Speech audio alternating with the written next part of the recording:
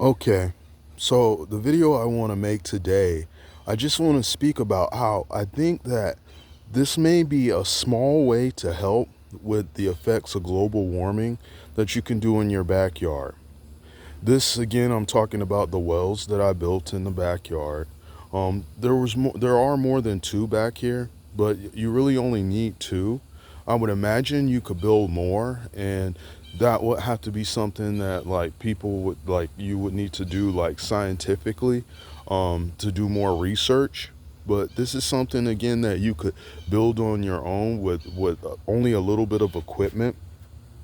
But the reason why I say that this could possibly assist in the help with global warming is because earlier, like in my series of videos, I spoke about how, what if like you took salt and you put it in like you put salt up on the north and south pole, and you basically like lowered the temperature of the earth that way.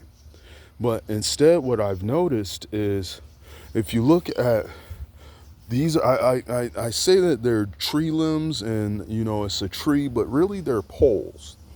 And if you look, you'll see that this one right here, the pine tree, is covered, like literally it's covered in sodium.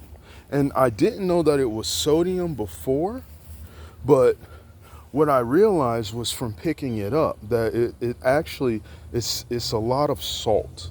And on the other pole over here, it's excuse me, pardon me, it's the same thing.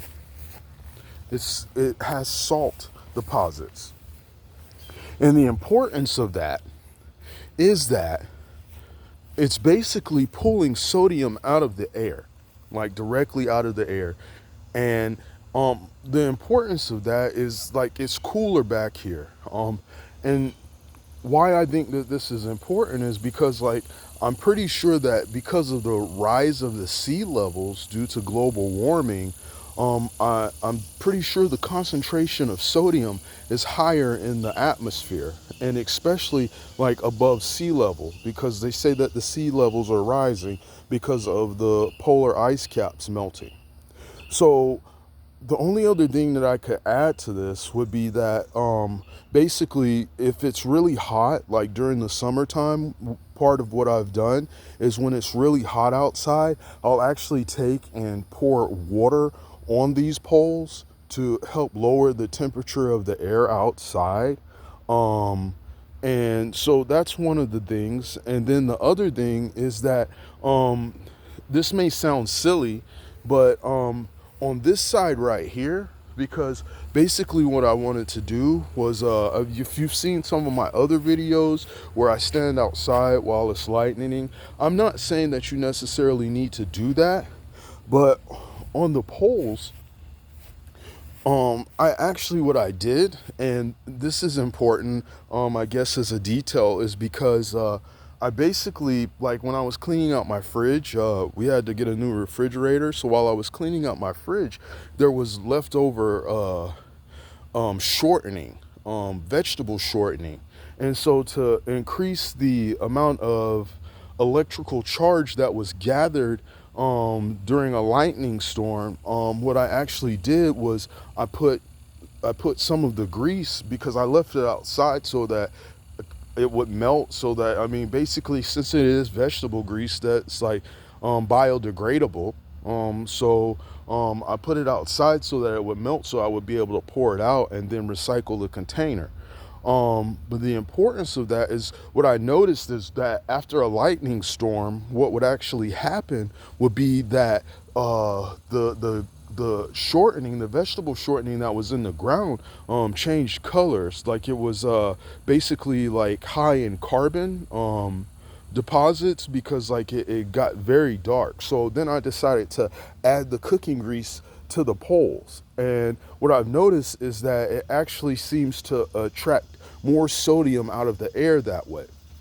So the importance of that is that basically like you can like it's like a dual role thing.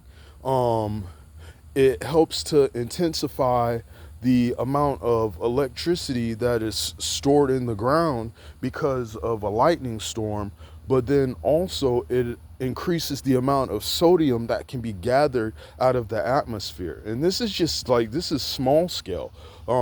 This could actually, because of like, like all of the tree limbs and stuff that fall during a hurricane, this is something that could be duplicated on a larger scale.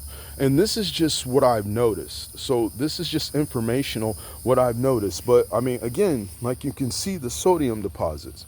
And originally I put these poles in the ground because after I dug the wells, I didn't want all of the water to evaporate out of the wells. And plus, in case I had to step outside during the nighttime, I didn't want to trip in a hole, because like it'll leave a hole. So actually what I did was I capped the wells off. And that's something that I learned from the Bible too. Just to, again, like everything that I do on this channel, it's a lot of it is like based off of science, and it's mainly based off of Bible principles. So I just wanted to put that out there. A lot of things that like you'll see on my channel, like when I'm actually recording, that's the basis of the logic and the knowledge that I've received. So I just want to put that out there as well. But again, like I really think that this could assist in the help of global warming, because like, if you were able to build something like this in your backyard, it would, it could help out. So that's really all I have for today. That's what I wanted to talk about today, and just let, like as an update, because this is what's been happening and this is what I've observed based off of like, what has happened over the summer. So yeah, I am not a doctor, but this is just stuff on my channel that I've learned, and hopefully, this helps. And yeah, enjoy your day. Thank you for tuning in. All right, bye-bye.